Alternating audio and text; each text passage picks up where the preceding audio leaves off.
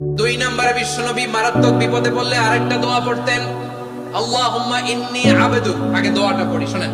আল্লাহুম্মা ইন্নী আবদুক ওয়া ইবনু আবদিক ওয়া ইবনু আমাতিক নাসিয়াতি বিয়াদিক মাদিন ফিয়া হুকমুক আদলুন ফিয়া কাদাউক আসআলুকা বিকুল্লি ইসমিন হুয়া লাক সাম্মাইতা বিহি নাফসাক আও আনসালতাহু ফি কিতাবিক আও আল্লামতাহু আহাদাম মিন খালকিক أو استأثرت به في علم الغيب عندك أن تجعل القرآن ربيع قلبي ونور صدري وجلاء حزني وذهاب همي سبحان الله পড়েন।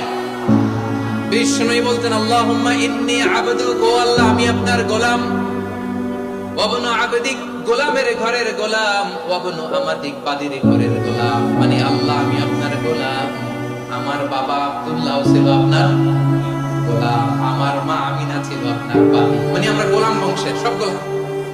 নিজের এর চেয়ে আর ছোট করে আল্লাহর কাছে উপস্থাপন করা যায় আমার ভাইরা? কথা কি বুঝতেছেন? নিজেকে এর চাইতে ছোট, নগণ্য আর তুচ্ছ করে আল্লাহর সাথে প্রেজেন্ট করা যায়?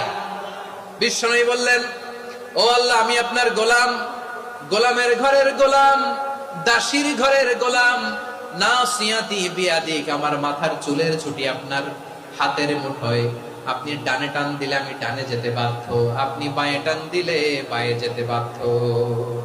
সুবহানাল্লাহ বলেন। বিশ্বনবী বললেন, আল্লাহ আমার মাথার চুলের ঝুঁটি আপনার হাতের মুঠোয়। আচ্ছা, এইভাবে কাকে ধরা হয়? যে খুব ছোট, ঠিক কিনা? নিজেকে কত ছোট করলেন বিশ্বনবী। ও আল্লাহ আমার মাথার চুলের ঝুঁটি আপনার হাতের মুঠোয়, আপনি ডানে টানলে আমি ডানে যাব, বাঁয়ে টানলে বাঁয়ে যাব। আল্লাহ আসআলুকা বিকুল্লি ইসমিন হুয়া লাক নাসিয়াতি বিয়াদিক মাদিন ফিয়া হুকমুক, আপনার নির্দেশ আমার উপর কার্যকর হবেই হবে। আদলুন ফিয়া কাদাউক, আপনার ফয়সালা, যেই ফয়সালাই আপনি আমার জন্য করেন এটাই ইনসাফ। সুবহানাল্লাহ বলেন।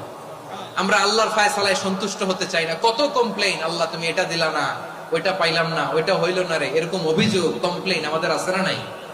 আর বিশ্বনবী বলতেন আদলুন ফিয়া কাদাউক, আল্লাহ আমার জন্য তোমার যেটা ফয়সালা এটাই সবচেয়ে শ্রেষ্ঠ ইনসাফ, এর চেয়ে ইনসাফ আর হতে পারে? এভাবে কায় মনোবাক্যে আল্লাহর কাছে বিশ্বনবী দোয়া করতেন।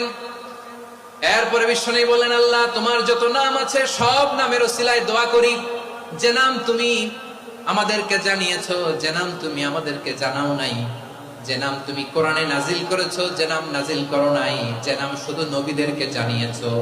আর আল্লাহর এমন কিছু চমৎকার চমৎকার সুন্দর সুন্দর নাম আছে, এই নামগুলো রব্বুল আলামিন কাউকে জানাবে না। সুবহানাল্লাহ বলেন। আমরা তো 99 নাম জানি, 100 নাম জানি আল্লাহ, কিন্তু আল্লাহর এমনও কিছু নাম আছে যেগুলো আল্লাহ বিশ্বনবীরও জানায় নাই। এগুলো আল্লাহ ইলমুল